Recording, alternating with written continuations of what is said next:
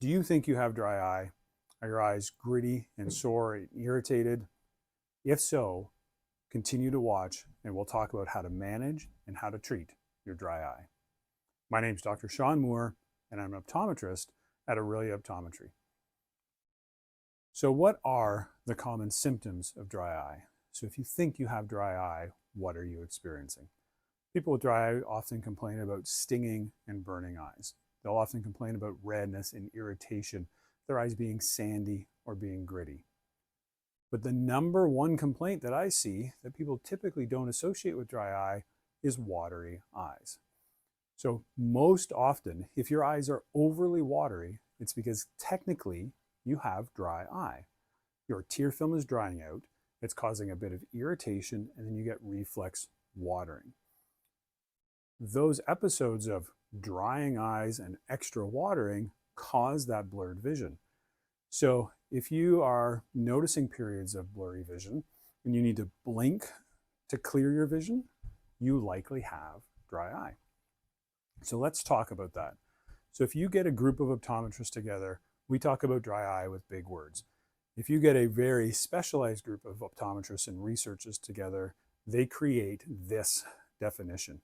So this definition is what we call the TFOS-DEWS-2 definition of dry eye, the Tear Film Ocular Surface Society Dry Eye Workshop number 2. So a very complicated definition, but I want to read it to you and then I want to break it down so that you understand your dry eye and what dry eye is, and then we can talk about how to manage it and how to treat it.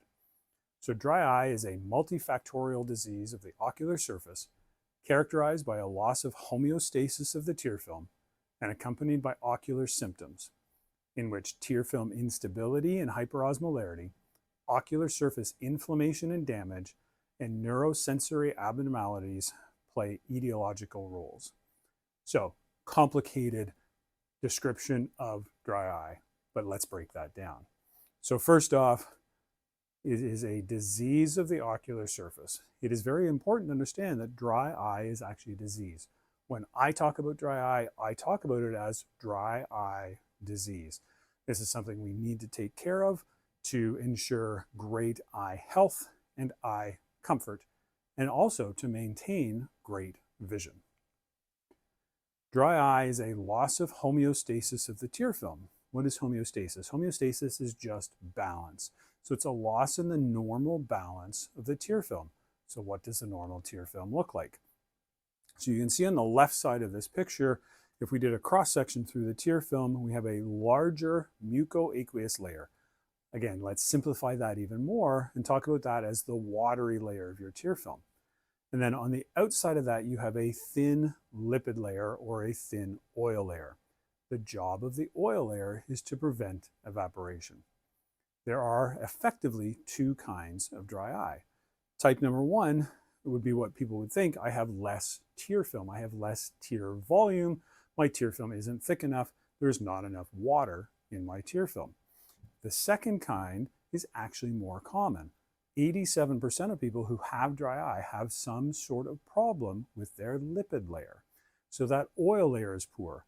If that oil layer is poor, it's too thin, it's non-existent, the watery layer dries out too fast and you have dry eye.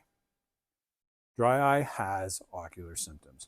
We quickly at the beginning went over those symptoms. We've got stinging, burning, red, irritated, sandy, gritty. Now we know that watery eyes is a symptom of dry eye in that blurred or fluctuating vision. Hyperosmolarity. So the tear film is hyperosmolar. What the heck is hyperosmolarity? So in a normal tear film, in that watery layer, there are effectively salts. And we think about it as salt concentration. So you have a normal amount of salt and a normal amount of liquid or water.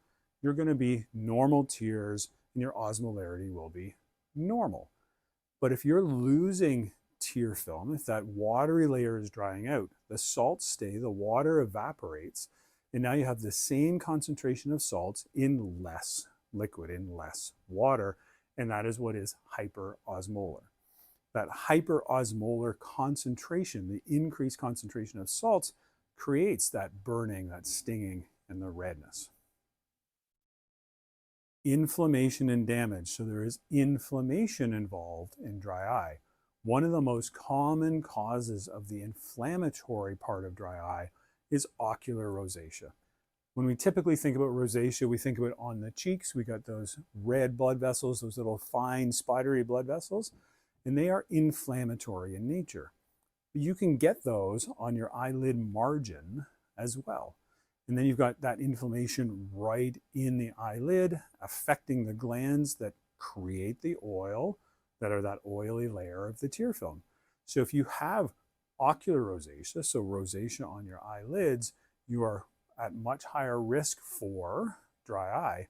And all of these other symptoms, including bloodshot eyes, watery, light sensitive, blurred vision, crusty eyelid margins, all of that comes along with ocular rosacea and makes you at a much, much higher risk for having dry eye. When we talk about dry eye and how to deal with the dry eye, there are two different ways to do it. There's at-home management and there's in-office treatment. And I want to highlight two words here. At-home management. So when you're doing your at-home therapies, you're actually managing the dry eye. You're not effectively treating the root cause. We have in-office treatments that can get right to the root cause of your dry eye. We're going to talk about at-home management, and we're going to talk about at-home or in-office treatment. So when we talk about at-home management, and when we think about managing dry eye, there are really three pillars to that. The first is using eye drops. In our office, we have 5 to 10 different types of eye drops, and there isn't one that's perfect for everybody. It depends on your dry eye, your type of dry eye, how severe it is, how the eye looks. And we will then tailor our choice of eye drop to you. So it's not a one drop fixes every type of dry eye. We want to get the right type of drop for you. Almost always along with eye drops should go warm compresses. So applying heat to the eyelids stimulates the glands so that they flow better.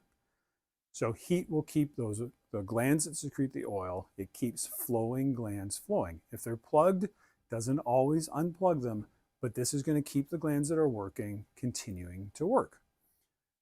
In that picture is a product called the Yume Rest. It is a device which is a digitally controlled heating device, and it's the best that I've seen. You can do up to 9 minutes of constant digitally controlled heat. Second best to that are those bean bags that you can heat up in the microwave. We need to get to 5 to 10 minutes of constant heat to be effective. So research says that under 5 minutes is less effective, over 10 isn't anymore, so 5 to 10 minutes is your window. And you're going to use a digital device, or you're going to use something that can hold heat that long. That is why warm washcloths don't work as well, because they don't hold heat as long. The third step to at-home management is including an omega-3. So omega-3s have been shown to increase the quality of the oil, and omega-3s at the right level are also anti-inflammatory, which is what we want. We want to calm the eyes down. Omega-3s come in a couple different varieties, and it makes it a little bit confusing. There's an ethyl ester form, and there's a triglyceride form. The triglyceride form is the better form. It is way more bioavailable, so what you actually take gets into you and gets to the right target site. If you're going and you're buying, if you go to your favorite big box store and buy a big bucket of omega-3s because they're cheap, they are likely the wrong form, and they're not as bioavailable, and they're not helping you as much. If you take an omega-3 and you're getting fish burps afterwards, they're likely the ethyl ester form, not the good form. The triglyceride forms tend to not have that sort of repeat effect of those fishy burps, and unfortunately they are more expensive, but you're getting some benefit from them. So at-home management includes drops, heat, and omega-3. But we're just managing the symptoms. We're managing the disease. We're not actually treating your dry eye. In office, we now have 3 different ways to help treat your dry eye.